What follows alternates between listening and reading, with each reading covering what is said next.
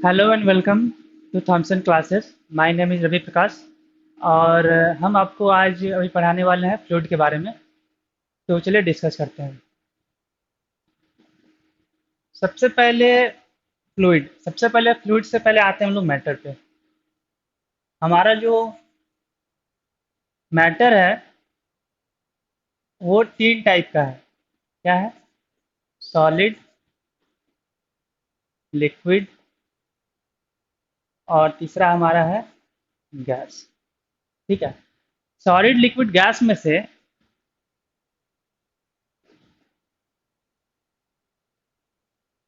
जो दो है, लिक्विड और गैस।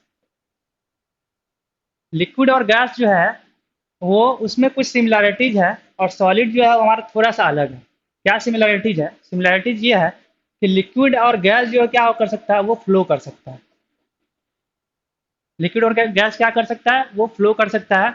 लेकिन सॉलिड के केस में ऐसा नहीं है। ठीक है। तो हमारा जो आज का टॉपिक है फ्लूइड। फ्लूइड में हम लोग जनरली किसकी चर्चा करते हैं? लिक्विड की, गैस की भी नहीं करते हैं। उसका रीजन क्या है? रीजन ये है कि लिक्विड और गैस में भी आपको डिफरेंसेस पता होगा। गैस के जो मॉलिक्यूल्स है वो क्या होते हैं, वो काफ़ी दूर दूर होते हैं। लिक्विड और गैस में अगर डिफरेंस बोला जाए तो क्या बोल सकते हैं कि लिक्विड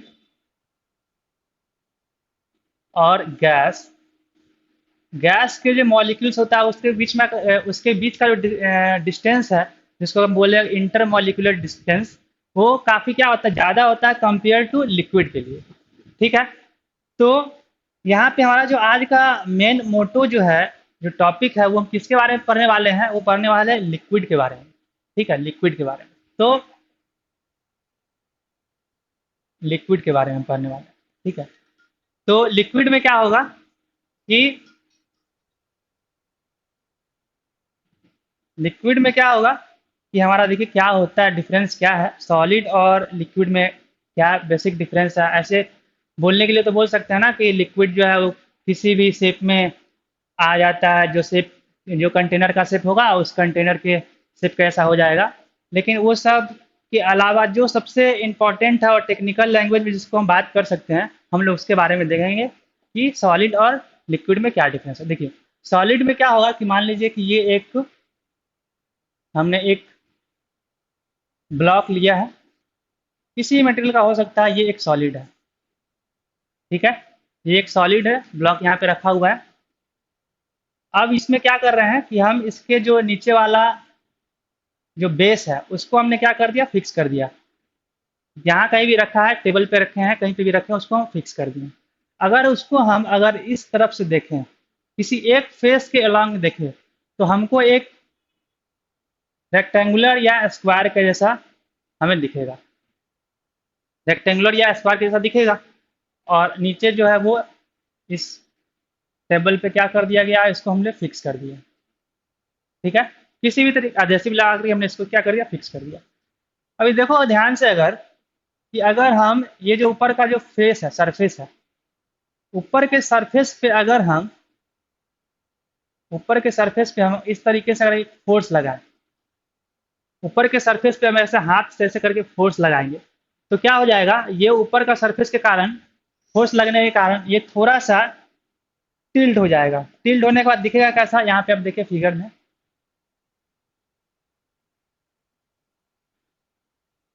इस तरीके से वो क्या हो जाएगा, टिल्ट हो जाएगा। इसका आप इस एक्सपेरिमेंट को कर सकते हैं कैसे कि एक बुक आप ले लो, बुक लेने के बाद क्या करना है, उसके एक सरफेस, ऊपर वाले सरफेस पे इसको ऐसे आगे फोर्स लगाएंगे तो क्या हो जाएगा, थोड़ा सा बेंड हो जाएगा। बेंड हो जाएगा। तो यहाँ पे बेंड होगा, कुछ यहाँ पे ये एंगल बना देगा। मान लिया कि यहाँ पे एंगल जो है वो फाई बना लिया। ठीक है। और जैसा ही उसको वहां पर से जो फोर्स लगाए थे उसको जब हम हटाएंगे, जैसा ही इस फोर्स को ऊपर को हटाएंगे तो क्या करेगा, ये वापस रीगेन होकर के अपने ही पोजीशन पे वापस चला आएगा। कैसा लगेगा देखो, ये वापस फिर से अपने ओरिजिनल पोजीशन पे चला आएगा। वापस क्या हो जाएगा, वो जो टिल्ड हुआ था, टिल्ड होने के बाद वो वापस फिर से अपने पोजीशन को रीस्टोर कर लेगा। तो सॉलिड में ये एक बहुत ही बेसिक टेंडेंसी होती है। ये एक बहुत ही ऐसा एक बोल सकते हैं कि प्रॉपर्टी है जो बिल्कुल लिक्विड से डिफरेंट है। लिक्विड में ऐसा नहीं होता, ये सिर्फ सॉलिड के केस में ही होगा कि वो अपने वापस जो जो हमारा डिफॉर्मेशन था उस डिफॉर्मेशन को फिर से रिगेन करके इनिशियल पोजीशन पे आ गया। लेकिन लिक्विड के केस में क्या होता है, लिक्विड के केस में ऐसा नहीं होगा। लिक्विड के केस में क्या होगा वो देखो। लिक्विड के केस को रीड करने के लिए हम क्या करते हैं, यहाँ पे हमने एक इसका एक जिस तरह से यहाँ पे एक हमने ऑब्जर्वेशन लिया, उसी तरह से एक ऑब्जर्वेशन यहाँ पे लेंगे कि अगर मान लीजिए कि यहाँ पे हमने एक, ये हमारे पास एक टब है, ठीक है। इस टब में हमने क्या कर दिया है, यहाँ तक हमने पानी को फिल कर दिया, यहाँ तक क्या कर दिया हमने, इसको वाटर को फिल कर दिया, ठीक है। अब बचपन में क्या किए होंगे आप लोग, कागज का नाव जरूर चलाए होंगे।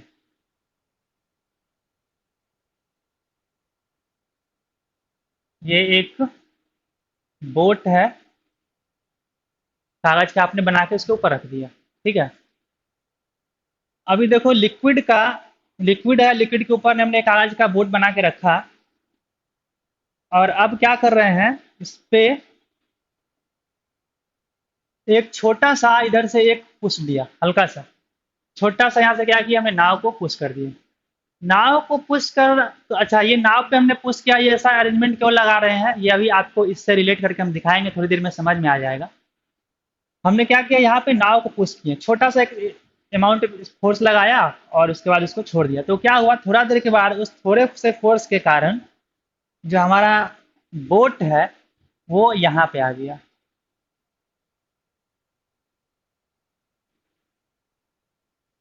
हमारा बोट जो है वो कहाँ पे आ गया, इस जगह पे आ गया, ठीक है। यहाँ पे जो फोर्स लगाया था इस बोट पे थोड़ा सा, वो यहाँ से आ गया। देखो यहाँ पर तो हमारा एक सॉलिड था, तो उसके अपर सरफेस पे हमने इस तरीके से फोर्स लगाया। यहाँ पे लिक्विड सरफेस है, यहाँ पे अगर हम हाथ से ऊपर पे ऐसे फोर्स लगाएंगे तो उसके ऑब्जर्वेशन को सही से समझ नहीं पाएंगे, इसलिए हमने यहाँ उस पर क्या कर दिया, बोट रखा, कि बोट का जो नीचे का सरफेस है, ये सरफेस जो है वो लिक्विड के सरफेस से कांटेक्ट में है। तो हम बोट पे फोर्स लगाएं, बोट मूव किया, अल्टीमेटली वो क्या हुआ, लिक्विड सरफेस पे एक, जिसको हम लोग बोल सकते हैं कि एक टेंजेंशियल फोर्स लगाए, जो ऐसा इस तरीके का फोर्स है जो किसी सरफेस पे एक्ट करता है, उसको शियर फोर्स या टेंजेंशियल फोर्स बोलते हैं। तो यहाँ पे हमने क्या किया, एक टेंजेंशियल फोर्स लगाया। टेंजेंशियल फोर्स हमने लगाया तो हुआ क्या, अब इस चीज को थोड़ा बारीकी से देखेंगे, क्योंकि यही इंपॉर्टेंट है इस टॉपिक में। यहाँ पे हम ये जो लिक्विड सरफेस है उस लिक्विड सरफेस को यहाँ पे हम ड्रॉ कर रहे हैं। ये इस तरीके से यहाँ पे एक लिक्विड सरफेस है, ये ऊपर लेयर का जो सरफेस था वो सरफ बनाया। और हम ये बोल रहे हैं क्या, कि हमारा जो लिक्विड है वो डिफरेंट नंबर ऑफ लेयर्स, एक के बाद एक, एक के ऊपर एक, इस तरह से रखा हुआ है। मतलब कि लिक्विड को हम, उसको लेयर्स में हम क्या कर रहे हैं, डिवाइड कर रहे हैं, और थोड़ा सा लेयर्स को अच्छे से दिखाने के लिए उसको हम एक कुछ थिकनेस दे देते हैं। यहाँ ये एक लेयर है, और उसके नीचे हम किसी दूसरे कलर से उसका हम दूसरा लेयर दे देते हैं, उसके बाद कोई और तीसरा लेयर,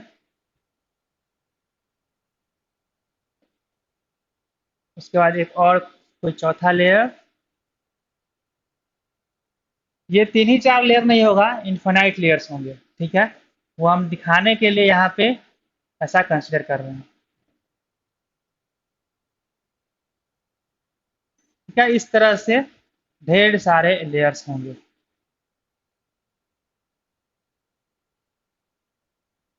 ठीक है। तो जो सबसे ऊपर वाला जो लेयर है जहाँ पे बोट था, बोट जब इस जगह से इस जगह पे आया, बोट पहले इस छोर पे था, उसका अभी इस छोर पे आ गया है, तो जो लिक्विड लेयर होगा जो नाव के कांटेक्ट में होगा, वो क्या होगा, उस बोट के साथ ही डिस्प्लेस हो गया होगा। बोट के क्या हो गया, बोट के साथ डिस्प्लेस हो गया, मतलब कि अगर बोट हमारा यहाँ पे था, बोट हमारा यहाँ पर था, तो ये जब आगे बढ़ेगा तो ये लेयर क्या है, इस बोट के साथ चिपका हुआ है, तो जब बोट आगे जाएगा तो उस लेयर को भी आगे लेके जाएगा। तो मतलब अगर बोट यहाँ पे आ गया, बोट अगर यहाँ पे आ गया, तो उसका जो लेयर है,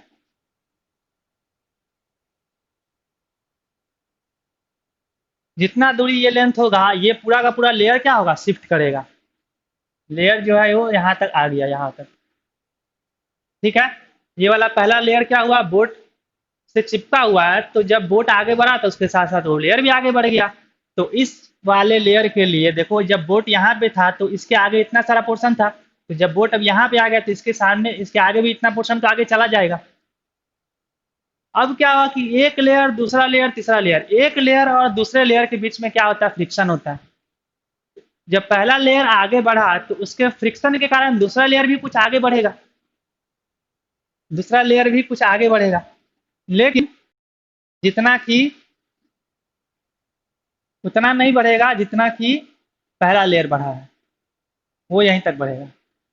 क्यों बढ़ेगा, क्योंकि ठीक है फ्रिक्शन के कारण आगे बढ़ा है, लेकिन जितना फ्रिक्शन बोट और इस पहले सरफेस के लेयर के बीच में था उतना फ्रिक्शन पहला लेयर और दूसरे लेयर के बीच में नहीं होगा।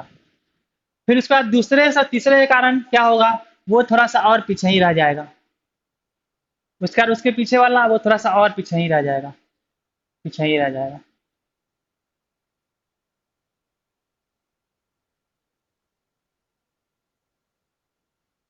ठीक है, और जो सबसे लास्ट वाला जो लेयर होगा, जो सबसे लास्ट वाला लेयर है वो तो सरफेस से चिपका हुआ है, नीचे वाले सरफेस से क्या हुआ, चिपका हुआ। तो नीचे वाला सरफेस से जो चिपका हुआ लेयर है वो डिस्प्लेस नहीं करेगा, वो वहीं पे रह जाएगा। तो हम यहाँ पे देखें क्या कि हमारा जो एक पैटर्न बना है वो कुछ इस तरीके का पैटर्न बन गया।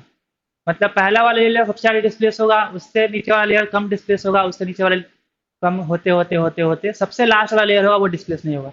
तो ये बताने का मेरा पर्पस क्या है कि सॉलिड में क्या हुआ, सॉलिड में फोर्स लगाया, थोड़ा सा आगे मूव किया, थोड़ा सा उसमें स्ट्रेन आया, और जब हम जैसे ही फोर्स को हटाए वापस अपने पोजीशन को रिगेन कर लिया। लेकिन लिक्विड के केस में ऐसा नहीं होगा।